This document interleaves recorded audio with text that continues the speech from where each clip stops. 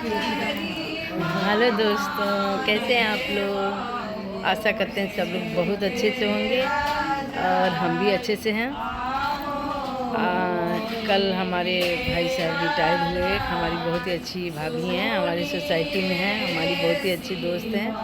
तो आज उनकी मैरिज एनिवर्सरी भी है। इसी उपलक्ष्य में भगवान श्री सत्यनारायण भगवान का आज कथा हो रहा है और शाम को पार्टी भी होगी। तो आप कथा भी सुनिए, एंजॉय करिए और शाम को पार्टी का भी हम वीडियो अलग से डालेंगे।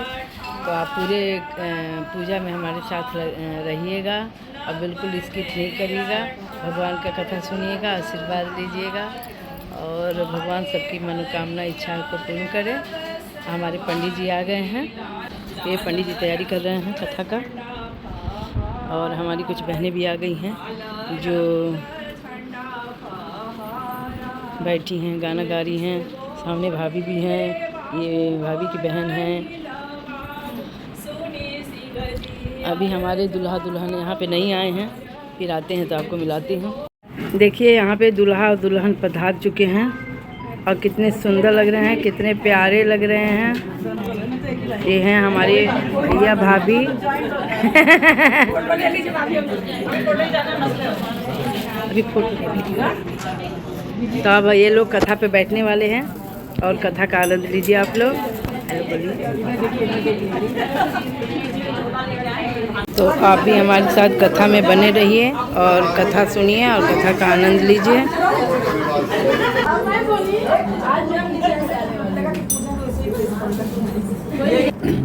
आवाहयामि स्थापयामि अथ पवित्रीकरणम्। ओम पवित्रः पवित्रो वा सर्वावस्थां गतोऽपि वा यस्मरेत पुण्डरीकाक्षं सबाह्याभ्यन्तर शुचि। पितृचरणकमलेभ्यो नमः, इष्टदेवताभ्यो नमः, कुलदेवताभ्यो नमः, ग्रामदेवताभ्यो नमः, स्थानदेवताभ्यो नमः, वास्तुदेवताभ्यो नमः, सर्वेभ्यो देवेभ्यो नमः, सर्वाभ्यो देवीभ्यो नमः, सर्वेभ्यो ब्राह्मणेभ्यो नमः। सब दाहिने हाथ में ले लीजिए। सिद्धि बुद्धि शक्ति सहिताय श्रीमन्महागणाधिपतये नमः। पुनः ओम भूर्भुवस्वः पंचनद्याः सरस्वतीमपि यन्ति शस्त्रोतसा सरस्वती तु पंचधा स्वदेशे भवत्। श्री कृष्ण गोविंद हरे मुरारे हे नाथ नारायण वासुदेव। श्री कृष्ण गोविंद हरे मुरारे हे नाथ नारायण वासुदेव। मे मदन्तैव प्रियाय धूपतयस्तो कथसभानभो विप्राणविष्टयामति जोजान्मिन्द्रते हरिः। अक्षतान् समर्पयामि ततः पुष्पाणि पुष्पमाल्यं च समर्पयामि। भगवान गणेश माता ओम भूपतिः प्रतिमोदध्वं भूपवतिः प्रसूवरिः अस्वायव सजिपविरुधः पारैष्णवः पुष्पाणि पुष्पमाल्यं च समर्पयामि। अब भगवान को भोग लगाएंगे। गणेश जी को गुरुवा डाल करके ओम ओम नाभ्यायासीदन्तरिक्षगं श्रेष्ठो देवः समवर्तत तद्ध्यां भूमिभिषः श्रोत्रा तथा लोकान् कल्पयन्। प्रेम से बोलिए सत्यनारायण भगवान की जय। श्री गणेशाय नमः, श्री वेदपुरुषाय नमः, श्री गुरुचरणकमलेभ्यो नमः। व्यास उवाच एकदा नैमिषारण्ये ऋषयः सौनकादयः प्रवक्षरमणये सर्वे सुतं पौराणिकं खलु ऋषयः ऊचुः व्रतेन तपसा किं वा प्राप्यते वाञ्छितं फलं तत्सर्वं श्रोतुमिच्छामः कथयस्व महामुने। सूत उवाच नारदेनैव सम्पृष्टो भगवान् कमलापतिः सुररसै यथैवाहं तशृण्वं समाहिता। एकदा नारदो योगी परानुग्रहकाङ्क्षया पर्यटन् विविधान् लोकान् मर्त्यलोकमुपागताः। व्यास जी कहते हैं कि एक समय की बात है, नैमिषारण्य तीर्थ में सौनक आदि सभी ऋषि महर्षि लोग एकत्रित हुए और सभी लोगों ने जो धर्मशास्त्र के ज्ञाता थे ऐसे सूत जी महाराज से लोगों ने प्रश्न किया। सभी लोगों ने कहा कि हे सूत जी महाराज, हे महामुनि, आप बताइए किस व्रत अथवा तपस्या से मनोवांछित फल प्राप्त होता है। उसको हम लोग जानना चाहते हैं, सुनना चाहते हैं, समझना चाहते हैं और करना भी चाहते हैं।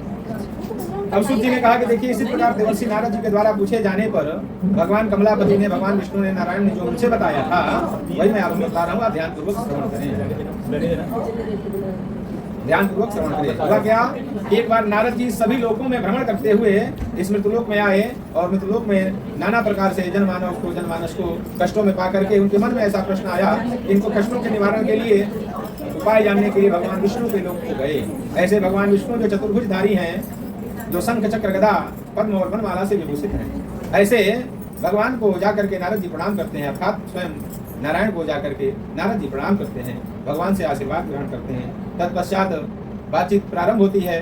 तब भगवान कहते हैं, कहो नारद, तुम्हारे मन में कोई विशेष इस समय प्रयोजन हो, कोई प्रश्न हो तो पूछ लो। उन्होंने कहा कि जी मैं मृतलोक से होकर के आया हूँ, जनमानस का नाना प्रकार से जो है, जो कष्ट है, दुख बाधा है, उसको दूर करने का कोई लघु उपाय हो, छोटा सा कोई उपाय हो तो आप हमको बतलाइए। उन्होंने कहा कि आपने जनमानस के कल्याण के लिए बहुत ही उत्तम प्रश्न पूछी है, इसलिए है नारद आप सुनो। इस पूरे मृतलोक में दुर्लभ भगवान शालिग्राम का जो भी व्यक्ति षोडशोपचार पूजन करेगा, पाद्य अर्घ्य आचमन स्नान इत्यादि जैसे आपने क्रमशः षोडशोपचार पूजन किया, जो भी पूजन करेगा श्रद्धा विश्वास के साथ भगवान का षोडशोपचार पूजन करेगा, भाव से जो भी फल में केले का फल अत्यंत प्रिय है, और अपने हाथ से जो बनाया हुआ पंजीरी इत्यादि गेहूं के आटे का या साठी के चावल के आटे का, जिसका भी आप बनाएं, भगवान को जो भी कुछ न कुछ भाव से बनाना चाहिए, निवेदन करना चाहिए। और भगवान का स्नान दुग्ध दही घी शहद और शर्करा अपनी 5 चीज मिला करके पंचामृत से स्नान कराना चाहिए, तो निश्चित रूप से भगवान प्रसन्न होते हैं। दोबारा नारद जी ने कहा कि किम फलम किम विधानम च कृतम केनैव तद्व्रतम तत्सर्वं विस्तराद ब्रूहि कदा कार्यम व्रतम प्रभु। ठीक है प्रभु, लेकिन इसको करने का क्या फल है, क्या विधान है, कब करना चाहिए और क्या क्या लाभ है? तब भगवान कहते हैं कि दुख शोकादि शमनम धन धान्य प्रवर्धनम सौभाग्य संततिकरम सर्वत्र विजयप्रदम। दुख शोक आदि का शमन होता है, दुख शोक आदि का शमन होता है, धन धान्य की वृद्धि होती है, भक्ति और श्रद्धा की वृद्धि होती है। और सत्यनारायण भगवान का जो भी व्यक्ति निशा मुखे सायंकाल में बैठ करके भगवान का कथा पूजन को करता है, वह दिन में व्रत रह करके यजय चैव निशा मुखे, सायंकाल में अपने ब्राह्मण और बंधु बांधवों के साथ तत्पर होकर के भगवान का कथा पूजन को करता है, उनके नाम को जपता है, निश्चित रूप से उसका कल्याण होता है। नैवेद्यम भक्तो दत्यासपादम भक्षमुतमम रंभा फलम कृतं क्षीरम गोधूमस्य चूर्णकम। फलों में इनको रंभा फल अर्थात केले का फल अत्यंत प्रिय है, इसलिए भगवान को फल में केले का फल जरूर चढ़ाना चाहिए पूजन इत्यादि करके। और विप्राय दक्षिणां दत्यात्थां सुत्वा जनैः ततश्च बन्धुभिः सार्धं विप्रांश्च प्रतिभोजयेत्। कथा पूजन के बाद आचार्य ब्राह्मण को दान दक्षिणा देना चाहिए, बंधु बांधवों के साथ प्रसाद ग्रहण करना चाहिए, महाप्रसाद लेना चाहिए, भगवान का भजन करना चाहिए। और इस तरह से भगवत नाम का जो भी व्यक्ति स्मरण करता है, एवं कृते मनुष्याणां वांछा सिद्धि भवेत्पूर्वम्। उन्होंने कहा कि जो भी व्यक्ति इस तरह से करता है, उसका मनोवांछा जो मनोकामना है वह सिद्ध होता है, वह मतलब यह ऐसा ध्रुव सत्य है। और विशेषतः कलियुगे लघुपायुस्ति भूतले, और इस कलिकाल में यह सबसे सरल उपाय और सबसे छोटा उपाय है। इति श्री स्कंद पुराणे रेवाखंडे सत्यनारायण व्रत कथायां प्रथमोध्यायः। प्रेम से बोलिए श्री सत्यनारायण भगवान की जय।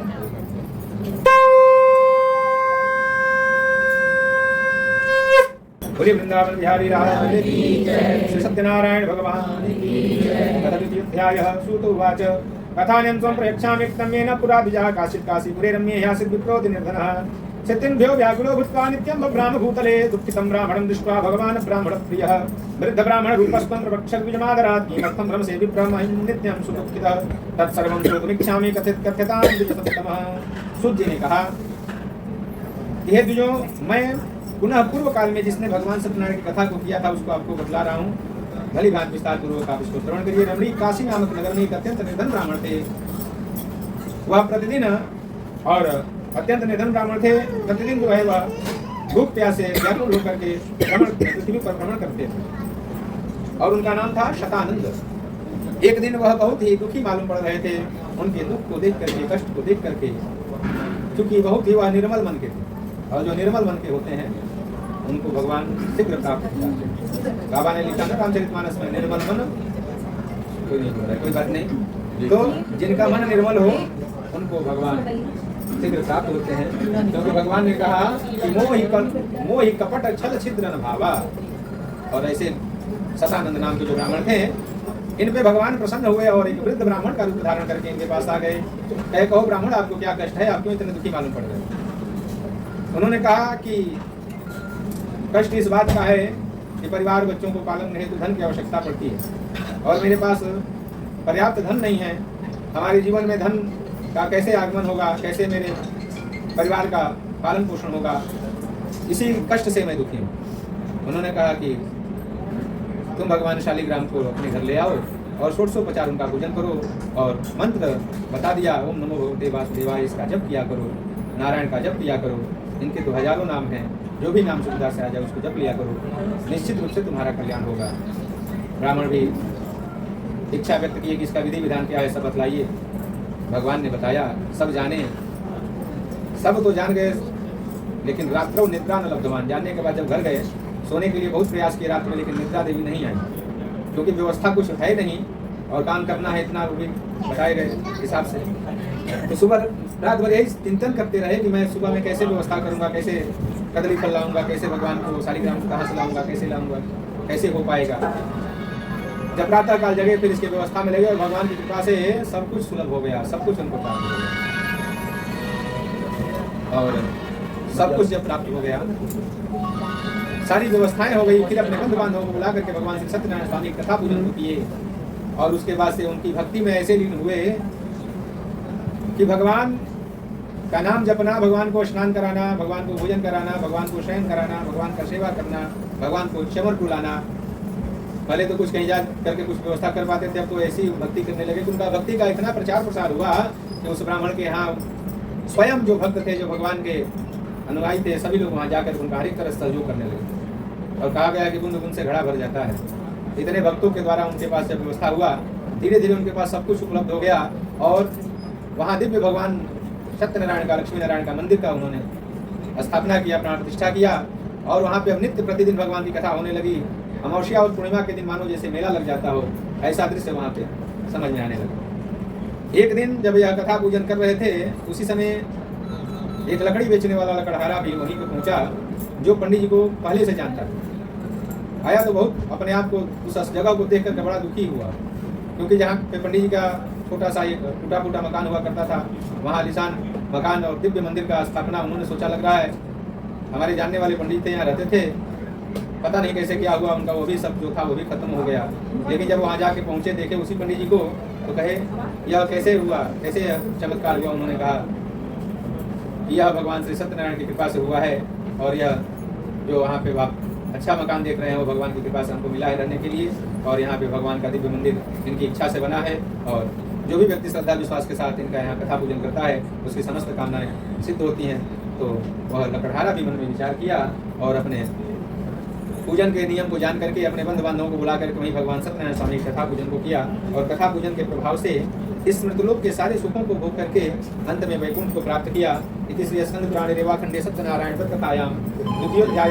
प्रेम से बोलिए श्री सत्यनारायण भगवान की जय, लक्ष्मी नारायण भगवान की जय।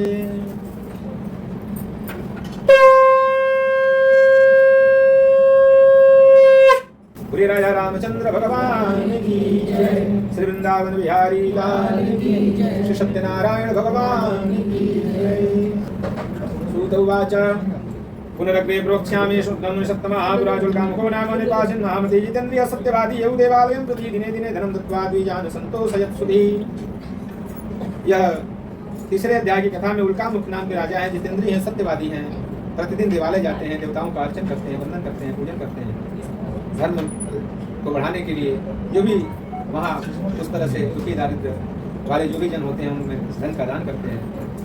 जिसको भी जरूरत हो उसको धन इत्यादि का दान करने के बाद ही अपने आने के बाद नित्य क्रिया संध्या वंदन पूजन करके तभी वह जल इत्यादि ग्रहण करते हैं। और साथ में अकेले नहीं, उनकी धर्मपत्नी भी उनके समस्त धर्म के कार्य में आगे आगे आगे आगे रहती है। और इस तरह से भगवती जो है कोई और भगवती जो है उस तरह से निश्चित रूप से उनका कल्याण करती है। और वो बांधे तो वैसे बांधे उसी में। और इस तरह से भगवान सत्यनारायण की कृपा से वह जो भी धर्म के कार्य होते थे करते थे। एक दिन भद्रशिला नदी के तट पर बैठ करके भगवान सत्यनारायण स्वामी का कथा पूजन कर रहे थे। उसी समय एक साधु नामक वैश्य वहाँ आए, और आने के बाद से उन्होंने कथा में आने के बाद बैठ गए। क्योंकि नदी के किनारे कथा हो रही थी, यहाँ घर में तो हो रही थी, भाई आप जिसको बुलाएंगे वही आ पाएगा। लेकिन अगर आप किसी को सामने बड़े बड़े पार्क में करिए तो जिसकी इच्छा हो आकर के सम्मिलित हो सकता है। तो इस तरह से वहाँ पे वो भी सम्मिलित हो गए। कथा पूजन के बाद फिर भगवान का प्रसाद लिए और उनसे प्रश्न किया, हे राजन, यह कैसा पूजन कर रहे थे, ये किस भगवान की पूजा कर रहे थे, और इसका करने का क्या फल है, क्या विधान है, और कब करना चाहिए, क्यों करना चाहिए, सारा विधि विधान भगवान ने का कथा पूजन के बारे में उनको राजा ने बताया, उनका मुख ने बताया। उन्होंने कहा कि क्या इस पूजन को चरने से मैं कुछ पूछना चाहता हूँ आपसे, क्योंकि भगवान की कृपा से धन धान इत्यादि सब है, हमारे पास कोई संतान नहीं, तो क्या इस पूजन को करने से संतान की प्राप्ति होगी? पुनः राजा ने कहा कि हे साधु, वैसे जो आप हो, आपको मैंने बता दिया सब कुछ यहाँ सुलभ है, यहाँ दुर्लभ कुछ भी नहीं है, इसलिए आप विश्वास और श्रद्धा के साथ पहुँचिए और संकल्प करिए, सच्चा प्रतिज्ञा करिए, निश्चित रूप से आपको संतान होगा। तो ऐसा ही किया, घर जाकर के अपनी धर्मपत्नी जिनका नाम लीलावती है उनको जाकर के यह कथा पूजन के बारे में बताया, लेकिन मन में संकल्प क्या किया कि जब हमारे यहाँ कोई संतान हो जाएगा तो मैं भगवान की कथा पूजन को करूँगा। तो आप मनसा वाचा कर्मणा तीनों तरह से भगवान के यहाँ जो है रजिस्टर्ड होता है। वचन से इन्होंने वादा किया, भगवान प्रसन्न हुए और वर्ष पर्यंत के अंदर इनके यहाँ कन्या ने जन्म लिया। कन्या का नामकरण हुआ, उसका नाम कलावती रख दिया गया। और जनना शौच के बाद 10 दिन का जब पुत्र बीता, उनकी धर्मपत्नी ने बताया, याद दिलाया कि आपने भगवान सत्यनारायण स्वामी कथा पूजन के लिए आपने वचन दिया था और आज भगवान सत्यनारायण के पास हमारा गोद भर गया, तो मैं चाहती हूँ कि उनका कथा पूजन कर लिया जाए। लेकिन अपने धर्मपत्नी को उन्होंने बताया, देखो हमको व्यवसाय करने जाना है, अभी मैं धन यही खर्च कर दूंगा, तो व्यवसाय में नाना प्रकार से दिक्कतें आएंगी, बाद में भगवान की कथा पूजन करेंगे। ऐसे करके व्यवसाय करने चले गए। फिर वर्षों बाद लौटे, साल 2 साल बाद फिर स्मरण कराई, फिर कुछ कहीं आकर के निकलना था, ऐसा कुछ बताए। धीरे धीरे फिर विस्मृत हो गए लोग। समय बहुत बीत गया, वह कन्या विवाह के योग्य हो गई, कन्या का कन्यादान कर दिए, विवाह कर दिए। तो दुर्भाग्यवश विवाह के समय भी भगवान सत्यनारायण स्वामी की कथा पूजन को नहीं किए। उसके बाद भी बीत गया कई वर्ष, और जब कई वर्ष और बीत गए तो अपने व्यवसाय में अपने दामाद को जोड़ लिए और दामाद के साथ अब व्यवसाय करने राजा चंद्रकेतु के राज्य में हुए। तब भगवान ने इनकी चक्षुओं को खोलने के लिए भगवान ने माया रूपी चोर राजा के यहाँ गई थी। और माया रूपी चोर जो राजा के यहाँ गए, वहाँ से सोना चांदी हीरा जवाहरात, वहाँ से थोड़े चुराए। अभी मायावी तो कहीं भी जा सकते हैं, कोई डर नहीं पकड़ने का, ना कोई उनको स्पर्श नहीं कर सकता क्योंकि मायावी बहुत सारा सोना चांदी हीरा जवाहरात लेकर के, और जहाँ यह साधु वैसे अपने दामाद के साथ अपनी व्यवसाय की सामग्री रख करके विश्राम कर रहे थे, इनके सामग्री के ऊपर सब पोटली वह डाल करके जो भी सोना चांदी हीरा जवाहरात वाला था डाले। और वहाँ तक तो सिपाही उन लोगों को देख पाए, उसके बाद वो वहीं पे मंत्र ध्यान हो गए। ये लोग जब पहुँचे तो इन दोनों लोगों को चोर समझ लिए और इन लोगों से पूछे क्या, पूछे ही नहीं, क्योंकि सामान राजघराने का जो था वहाँ पे दिख रहा था, सोना चांदी हीरा जवाहरात। और ये लोग बल्कि खुद बताने लगे कि हमारा ये सामान नहीं है, हमने चोरी नहीं किया है, हमने चोरी नहीं किया है और ना हमारा सामग्री है। कहे कुछ नहीं है, पकड़े गए तो बता रहे हो हमारा नहीं है, अभी तुम्हारे पास ही मिला है। ले गए, ले जा करके कारागार में डलवा दिए। सिपाही लोग अपना उसी इनाम इत्यादि ले लिए। धीरे धीरे बहुत समय बीत गया। इनके घर पे जो भी कुछ धन रखा हुआ था वह खर्च हो गया। परिवार और पत्नी को, दोनों लोगों को बहुत तरह से कष्ट हो रहा था। अब जब वर्षों से ये पहुंचे नहीं तो कर्जा उधार करके तो चल रहा था। कर्जा उधार आदमी कब तक देगा, कितना देगा? जब तक वापसी का नहीं दिखाई पड़ता तब तक कर्जा। इसलिए वे बहुत दुखी थी।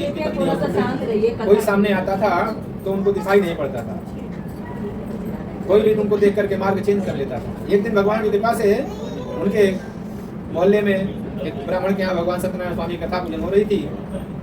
संयोग से उनको भी बुलाया नहीं गया था, लेकिन उनकी पुत्री जो है कलावती अपने सखी के साथ, सहेली के साथ वहाँ पहुँच जाती है।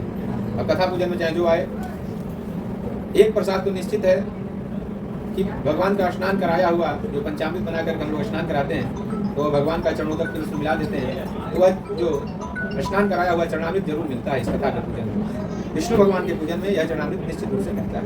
वह चरणामृत लेकर के और जो भी प्रसाद इत्यादि मिला लेकर के घर आई। विलम्ब हो गया था। माता ने पूछा, हे पुत्री अभी इतने देर से कहाँ थी? मैं बहुत देर से तुम्हारा प्रतीक्षा कर रही हूँ। उन्होंने कहा, हे माँ, वहाँ मैं अपने सहेली के साथ चली गई थी। पंडित जी के यहाँ भगवान की कथा पूजन हो रहा था और भगवान सत्यनारायण का ये मैं चरणामृत आपके लिए लेके आई। चरणामृत लेकर के माता ने भी मत्थे से लगाया, ग्रहण किया और अपने पुत्री से कहा कि हे पुत्री, तुम्हारे जन्म के पहले से ही तुम्हारे पिता ने संकल्प किया है, लेकिन आज तक हमारे घर कभी भी एक बार भी भगवान सत्यनारायण स्वामी कथा पूजन नहीं हो पाई। इसलिए अब मैं बता रही हूँ कि वैसे भी हमारे पास कुछ नहीं, लेकिन जो भी कुछ है उसको भले हटाना पड़े, बेचना पड़े, भगवान की कथा की तैयारी करते हैं। और बहुत श्रद्धा भाव से भगवान की कथा पूजन की तैयारी करने लगी। भगवान उतने में प्रसन्न हुए। राजा चंद्रकेतु को स्वप्न दिखाया, हे राजन, तुम्हारे यहाँ कारागार में साधु नामक वैसे अपने जमाता के साथ धर्म के साथ है, उसको प्रातः काल होते ही छोड़ दो। और उस समय चोरी के आरोप में हालांकि वो लोग चोर नहीं, मेरी इच्छा समय काट रहे थे, लेकिन जो भी उस समय धन उनसे तुमने प्राप्त किया था उसको 2 गुना करके उन लोगों को दे दो, नहीं तो तुम्हारा धन राज्य में नष्ट कर दो।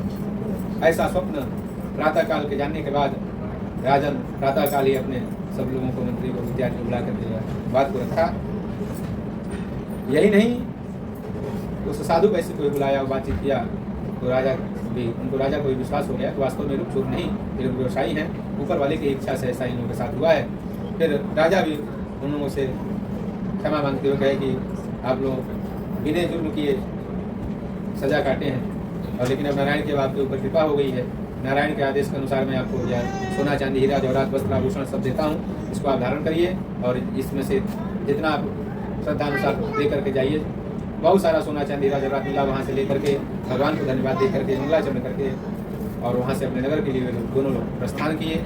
इति श्री स्कंद पुराणे रेवाखंडे सत्यनारायण कथायां तृतीयोध्याय। प्रेम से बोलिए श्री सत्यनारायण भगवान की जय। लक्ष्मी नारायण भगवान की जय। बोलिए सत्यनारायण भगवान की जय। भगवान का मंगलाचरण करने के बाद चौथे अध्याय में वहाँ से वही कथा आगे बढ़ती है, वहाँ से अपना यात्रा आगे करते हैं, यात्रा को बढ़ाते हैं। कुछ यात्रा तय करने के बाद मार्ग में बहुत बड़ी नदी है, नदी को पार करने के लिए नौका में सारा सामग्री रखते हैं और जैसे हम नौका में बैठ करके आगे की यात्रा करना चाहते हैं, भगवान एक दंडी महाराज का, जो दंडी स्वामी होते हैं, ऐसा स्वरूप धारण करके आते हैं। भगवान को तो पता है कि इनको मैंने इतना दिलवा दिया, इनकी क्षमता नहीं थी कि इस जीवन भर में उतना सोना चांदी हीरा जवाहरात खाते, लेकिन अब फिर भी चल के देखें क्या स्थिति है। आकर के जो स्वयं नारायण है दंडी स्वामी के स्वरूप में तुमने पतले वहाँ पहुँच करके साधु वैसे कहते हैं, बहुत साधु तुम्हारे नौका में बहुत सारा सामग्री दिख रहा है, भाई कहाँ जा रहे हो, जगह तो कहीं दिख नहीं रहा कि आपको चलने की इच्छा है? नहीं, मैं ऐसे। तो क्या आपको कुछ धन लेने की इच्छा है? कहे कि धन देना चाहो तो कुछ दे सकते हो। तो आप हमको जानते हैं, मैं साधु नामक वैश्य हूँ, क्या करता हूँ? बिल्कुल जानता हूँ भाई, आप तो जो भी करते हो। तो कहे मैं मिर्च मसाला धनिया तेजपत्ता इत्यादि का व्यवसाय करता हूँ, मेरे नौका में कोई सोना चांदी हीरा जवाहरात थोड़े भरा हुआ उठा के आपको दे दूँ। तो उन्होंने कहा कि निश्चित रूप से जो है भगवान सत्यनारायण स्वामी से उसने असत्य शब्दों का, वचनों का प्रयोग किया, असत्य को दिलवाने वाले से ही कह रहा है कि हमारे पास कोई सोना चांदी हीरा जवाहरात थोड़े पड़ा है। भगवान ने कहा ठीक है, अपने से ही स्वयं मिर्च मसाला धनिया तेजपत्ता इत्यादि बोला, जो भी बोला सत्यम ते व्रतः, जो तुम बोल रहे वही सत्य हो जाए, ऐसा तथास्तु बोल करके भगवान भी जो है वहाँ से आगे बढ़ गए। क्षण भर में नौका में जो भी भारी भारी सामग्री था, नौका बढ़िया से जो जल में ज़्यादा स्तर तक नीचे तक की, तुरंत नौका जो है ऊपर आ गई और सामग्री का आकार प्रकार बदला हुआ देख करके जब हाथ उसका जाँच किया तो पाया कि जिस सामग्री का नाम लिया उसी में परिवर्तित हुआ है। और इसलिए क्षण भर में उस साधु वैसे को जैसे मूर्छा आ जाता है, ऐसे चक्कर आ जाता है, वैसे उसको हुआ। लेकिन साथ में दामाद था, उसको गजल इत्यादि का सिंचन किया और कहा कि जो दंडी महाराज आए थे उनके ही कथनानुसार जो आपने उनसे कहा वैसे ही परिवर्तन हुआ है। अब ऐसा करिए, नौका के किनारे बांधिए और चलिए महाराज जी को ढूंढा जाए। जा करके ढूंढते ढूंढते देख रहे हैं कि कुछ दूरी पे खूब बढ़िया वो समाधि लगा करके बैठे हैं, क्योंकि भगवान भी, माँ बाप भी एक बार 2 बार चांस तो जरूर देते हैं। कई बार बहुत होता है ना, कहे भाई एक बार हो गया, 2 बार हो गया, 3 बार, अब चौथी बार नहीं छोड़ूंगा। हाँ, 1 बार 2 बार 3 बार। तो इनका भी जो है यहाँ पे भगवान प्रतीक्षा कर रहे थे, चलो अगर आता है तो क्षमा कर देंगे। आते हैं, जा करके भगवान से बारंबार क्षमा याचना प्रार्थना करते हैं।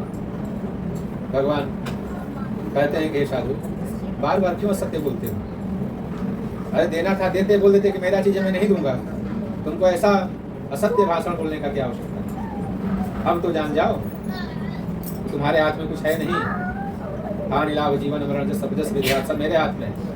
मैंने ही चाहा तो तुमने पाया, मैंने ही चाह दिया तो सब पत्ता पत्ता हो गया। इसलिए सत्य का पालन करो और सत्यनारायण का नाम जपो। खैर समझ गया, जाओ सब कुछ पहले जैसे तुमको प्राप्त हो। नौका में आकर के पहले जैसे सब कुछ प्राप्त किया, प्रसन्न हुआ, भगवान नारायण का नाम लेते लेते नदी को पार किया, अपने नगर के समीप पहुंच करके नौका को किनारे लगाया। तब तक घर के बगल का कोई व्यक्ति दिखाई पड़ा और उससे कहा भैया हमारे घर को सूचना दे दो, वहाँ से गाड़ी तैयार कुछ लेकर के आए तो हम लोग थोड़ा शीघ्र घर पहुँच जाएंगे। जिस समय सूचना देने वाला व्यक्ति उनके घर पे पहुँचा, उस समय भगवान सत्यनारायण स्वामी की कथा पूजन मार्ग और पुत्री दोनों लोग बैठे कर रहे थे। उसी समय ऐसा शुभ समाचार सुन करके जो साधु वैश्य की पत्नी लीलावती हैं अपने पुत्री कलावती से कहती है कि पुत्री तुम आगे का कथा पूजन सब संपन्न कराना, तब तक मैं जा रही हूँ और व्यवस्था करके बैलगाड़ी तैयारी का उन लोगों को लेके आ रही हूँ। यदि विलम्ब होता है तो ऐसा करना, सबको बढ़िया प्रसाद चरणामृत वगैरह देकर के तुम भी ले लेना, भगवान से क्षमा याचना कर लेना और आना तो चरणामृत हम लोगों के लिए भी रख लेना। हम लोगों को जितना जल्दी भगवान का चरणामृत मिल जाए, रास्ते में मुलाकात हो जाए तो। लेकिन फटाफट कथा पूजन को उन्होंने सब समेटा और स्वयं ना तो भगवान का चरणामृत लिया, प्रसाद लिया, न माता पिता के लिए लिया, न पति के लिए लिया।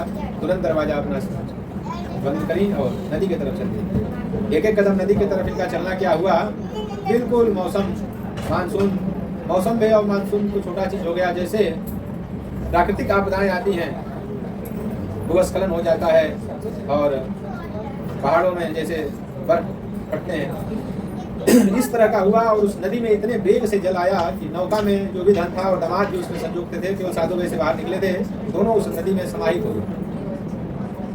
जब ये पहुंचती हैं, ऐसा सुनती हैं तो इनका भी हालत खराब होने लगता है, बहुत रोने भी लगने लगती हैं। लेकिन इनका कष्ट दुख देख करके नारायण बहुत दयालु हैं, फिर दया आ जाती है। ऐसी कन्या पे कलावती पे आकाशवाणी करते हैं साधु वैश्य, तुम्हारी पुत्री ने भगवान का चरणामृत प्रसाद का परित्याग करके चली आई, इससे कहो जाकर के वहाँ क्षमा याचना करे। चरणामृत जो स्नान करा के रखी है, प्रसाद लेकर के आए, निश्चित रूप से तुम्हारा दिमाग और धन तुमको मिलेगा। वापिस आती हैं, भगवान से क्षमा याचना प्रार्थना करती हैं, भगवान का चरणामृत प्रसाद स्वयं लेती हैं, माता पिता और अपने पति के लिए लेके जाती हैं। वहाँ जब पहुँचती हैं तो सब कुछ सकुशल पाती हैं और उस दिन से बाद हरे पूर्णिमा अमावस्या के दिन भगवान का विशेष पूजन करते हैं। बाकी प्रतिदिन भगवान का नारायण का नाम लेते हैं, क्योंकि केवल एक दिन का पूजन पाठ से काम चलने वाला नहीं है। 24 घंटे में 24 मिनट करना चाहिए, नहीं 24 मिनट तो 12 मिनट, नहीं तो 6 मिनट बस करना चाहिए। एक घड़ी या 2 घड़ी या 2 मिनट याद तुलसी संगत साधु के कटे कोटि अपराध। तो वह नित्य भगवान का कथा पूजन दर्शन भजन करते हैं। भगवान का जप करने से इस कलिकाल में केवल जप करने से ही सब कुछ हो जाता है। इसलिए भगवान का नाम कलयुग केवल नाम आधारा, सुमिर उतर नहीं पा रहा। इसलिए भगवान का नाम जपना परम अनिवार्य है और इसमें कोई समय नहीं लगता। जरूरी नहीं कि आप मंदिर में हैं, पूजन स्थल पर बैठे हैं तभी भगवान का नाम ले सकते हैं। आप तो हर एक काम करते हुए भगवान का नाम ले सकते हैं, गाड़ी चलाते हुए भी नाम ले सकते हैं, बैठे बैठे भी, लेटे लेटे भी। तो भगवान का नाम जपिए, निश्चित रूप से कल्याण होना है। इति श्री स्कंद पुराणे रेवाखंडे सत्यनारायण व्रत कथायां चतुर्थोध्याय प्रेम सुबुद्धि श्री सत्यनारायण भगवान की जय।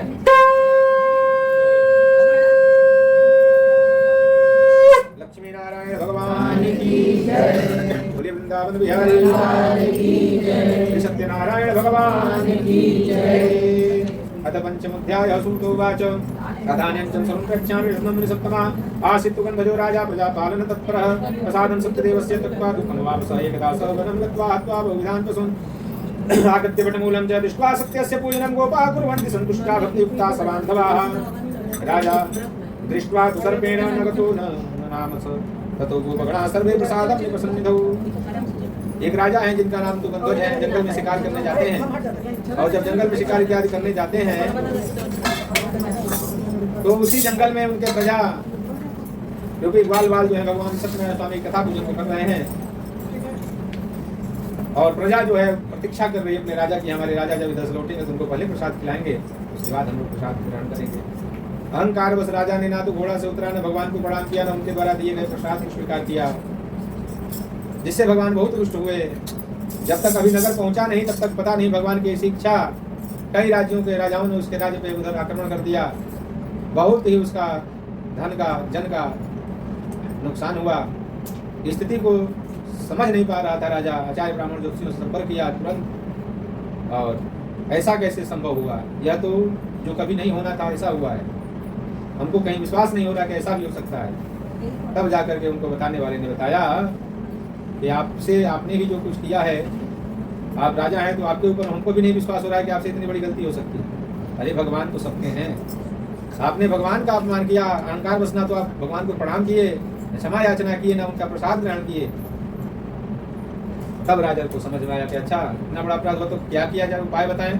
उपाय यही है कि उन्हीं ग्वाल वालों के साथ बैठ करके मिल करके श्रद्धापूर्वक भगवान सत्यनारायण स्वामी की कथा पूजन को करिए, भक्तिपूर्वक मिल करके प्रसाद इत्यादि उनका चरणामृत ग्रहण करिए, तभी कल्याण होना है। तुरंत राजा ने उन ग्वाल वालों के साथ मिल करके भगवान सत्यनारायण स्वामी की विधिवत कथा पूजन को किया और मिलजुल करके प्रसाद भक्षण किया। तत्पश्चात धीरे धीरे सब कुछ सामान्य हो गया, और सामान्य ही नहीं, भगवान की कृपा से पहले जितना था दिन गुना रात चौगुना हर एक क्षेत्र में उनकी वृद्धि विकास होने लगी, और भगवान सत्यनारायण की कृपा को वह समझ गए। और राजा भी अपने पूरे राज्य में हर एक पूर्णिमा अमावस्या के दिन भगवान की ऐसी बड़ी बड़ी कथा पूजन का आयोजन करने लगे, और अपने जो भी भक्त थे भक्तों की संख्या बहुत निरंतर बढ़ने लगी। और इस मृतलोक में जब तक वह राजा रहे तब तक भगवान सत्यनारायण स्वामी कथा पूजन को किए, और कथा पूजन के प्रभाव से अगले जन्म में भगवान विष्णु के चरणों में उनको स्थान मिला, भगवान के धाम को प्राप्त किए। जो भी व्यक्ति भगवान का नाम जपता है, कथा पूजन श्रवण करता है, प्रारब्ध उसी के हिसाब से उसका तैयार होता है। और यह सत्य है कि जो भी व्यक्ति कर्म करता है उसका फल स्वयं भोगना पड़ता है, उसमें कोई साझेदारी हिस्सेदारी नहीं है, कोई समझौता नहीं है। यदि आप धर्म किए हो तो आपके लिए सब सुलभ है, अधर्म किए हो तो आप मांगते रह जाओ, कुछ मिलना नहीं है वहाँ। इसलिए धर्म के मार्ग पे चलें, अधर्म से बचें। जीवन में जो भी आपको लगता है कि अच्छा चीज़ है उसके लिए सोचिए नहीं, कर डालिए, और बुरा कर्म का अवसर मिले तो उस मार्ग को छोड़ दीजिए, कभी सोचिए भी नहीं। इसलिए जो भी भगवान के भक्ति मार्ग से चलता है उसका जन्म जन्मांतर सुधर जाता है। इस मृतलोक में सबसे उत्तम प्राणी मनुष्य ही है, बाकी तो सभी जीव हैं वो सब कुछ करते हैं जो आप हम सब करते हैं, और जो कुछ नहीं करते थे लोग उनसे भी कराने लगे हैं धीरे धीरे। तो इसलिए सभी भोजन करते हैं, सभी निद्रा को ग्रहण करते हैं, सभी संतान उत्पन्न करते हैं, आहार निद्रा भय मैथुनानि, सभी को डर भी है। एक जानवर है ना, उसको भी डर है, और अगर कोई हाथ उठाता है तो उसको प्यार करने के लिए उठा रहा है कि मारने के लिए उठा रहा है, वो समझ जाता है। नहीं तो पशु पक्षी पहचाने। इसलिए सदकर्म करें, सधर्म करें, और इसका फल क्या होता है? जन्म जन्मांतर सुधर जाता है साहब। अगले जन्म में जो सतानंद नाम के ब्राह्मण थे, जो पहले अध्याय में आपने कथा सुना, इस कथा पूजन भगवान के नाम जपने के प्रभाव से अगले जन्म में ब्राह्मण कुल में जन्म लिया, और स्वयं नारायण जो श्री कृष्ण जी हैं उनके साथ बाल्य लीला, बाल में दोनों बाल्यावस्था में दोनों लोगों का शिक्षा दीक्षा गुरु आश्रम, यह सब कुछ बाल्यावस्था में उनको प्राप्त। और श्री सुदामा जी और कृष्ण जी की कथा मित्रता बताने की आवश्यकता नहीं, सबको पता है। और भगवान श्री कृष्णचंद्र जी का ही ध्यान करके फिर वह अगले भी मोक्ष को प्राप्त किए। जो लकड़हारा आया था इनके कथा पूजन में, वह विल्ल हुआ, वह भी भगवान त्रेता युग में, उसमें भगवान श्री रामचंद्र जी का सेवा पूजन किए थे, भगवान के धाम को पुनः प्राप्त किया। जो उल्कामुख नाम के राजा थे स्वयं दशरथ हुए, जिन्होंने रंगनाथ की पूजा करके श्री वैकुंठ को प्राप्त किया। और जो साधु नामक वैसे थे, अगले जन्म में मुरध्वज हुए, इकलौते पुत्र को आरे से चीर करके भगवान विष्णु के परीक्षा दान कर दिया। इतना बड़ा दानी हुआ राजा मुरध्वज, जो है साधु वैसे था। यह कथा पूजन के प्रभाव से जो व्यक्ति जीवन में कभी भी धर्म के बारे में सोचा न हो, अब इस दुनिया का सबसे बड़ा दान कर दिया उसने इकलौते पुत्र को, तो यह करने में उसका धर्म उसके ऊपर भारी था, तब कर पाया। और वो तो सब लीला था, भगवान को तुरंत बुलाए और सब कुछ सकुशल हो गया। जो तुगंध्वज नाम के महाराज थे, स्वयं वो मनु हुए, जो सर्वान भगवतान कृत्वा श्री वैकुंठम तदागमत, वह सब भागवतान इत्यादि जितने धर्मशास्त्र के बहुत प्रचार प्रसार किए, लिखे।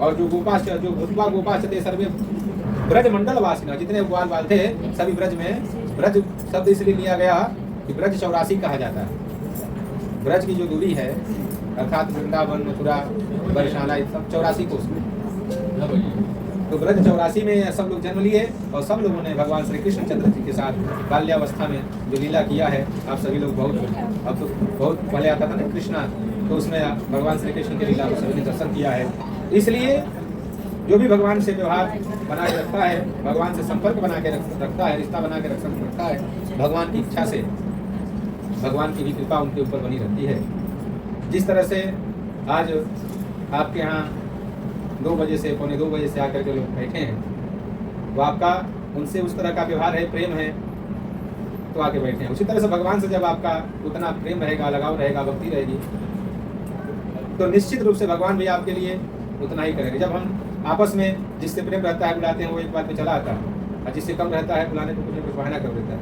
नहीं रहता तो बुलाता भी नहीं, बुलाता है तो आता भी नहीं। सब यही है। तो उसी तरह से हमारा कितना भगवान के प्रति लगाव है, कितनी हमारी श्रद्धा है, कितना विश्वास है।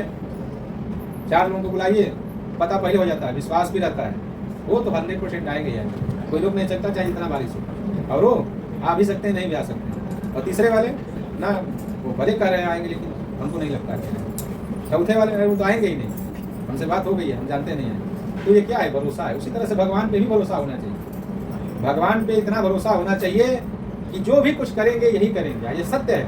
हम सब लोग जानते हैं कि मर्जी के बिना एक पत्ता नहीं हिलता है, लेकिन हम लोग भूल जाते हैं। जीवन में 2-4 बार 2-4 जगह इस मृत्युलोक में ज्ञान आता है, और वो क्षण भर के लिए आता है, उसके बाद फिर आदमी, उस समय तो लगता है कि वास्तव में आदमी यहाँ खाली आता है, खाली हाथ ही जाना है, कुछ भी नहीं लेके जाना है। और जीवन में जब भी यहाँ से इंडिया का पैसा जब अमेरिका में नहीं चलता, तब वहाँ क्या चलेगा? वहाँ चलाने के लिए क्या है? भगवान राम कृष्ण, जो भी देवी देवता, जो भी नाम आ जाए, जो भी सत्कर्म कर लें, जो भी धर्म कर लें, यही सब वायलेंस वहाँ काम करेगा। इसलिए निवेदन है कि सोचते सोचते जो भाई बाल्यावस्था बीत जाता है, युवावस्था बीत जाता है, अब जितनी जिम्मेदारी आदमी कर लेता तो उसके बाद सोचता सारी जिम्मेदारी हो जाए तब वृंदावन चल कर रहेंगे। कहीं जाने की आवश्यकता नहीं, जहाँ है वहीं से आप कर सकते हैं। जिस देश में परिवेश में रहो, राधा रमण राधा रमण राधा रमण रहो। कोई स्थान की आवश्यकता नहीं, कोई जगह की आवश्यकता नहीं। जहाँ भी आप हैं, जिस अवस्था में हैं, जिस व्यवस्था में हैं, बस उनको कभी ना भूलिए। और पहले तो यही मांगिए उनसे कि हे प्रभु, मैं आपको कभी भूलूं नहीं, ऐसा हमारे अंदर आप शक्ति प्रदान करें। तो भक्ति के साथ आपने भगवान सत्यनारायण स्वामी की कथा पूजन 5वें अध्याय का श्रवण किए। अब पहले आप दोनों लोग पुष्प समर्पण कर दें, और बाकी लोग पुष्प पत्र जो भी चढ़ाना है आकर के क्रमशः क्योंकि जगह पहले आगे वाले लोग चढ़ा करके जगह बना देंगे। बोलिए सत्यनारायण भगवान की जय। पीछे कर दीजिए। सीताराम सीताराम सीताराम कहिए, जाहि विधि राधे राम, ताहि विधि रहिए। सीताराम सीताराम।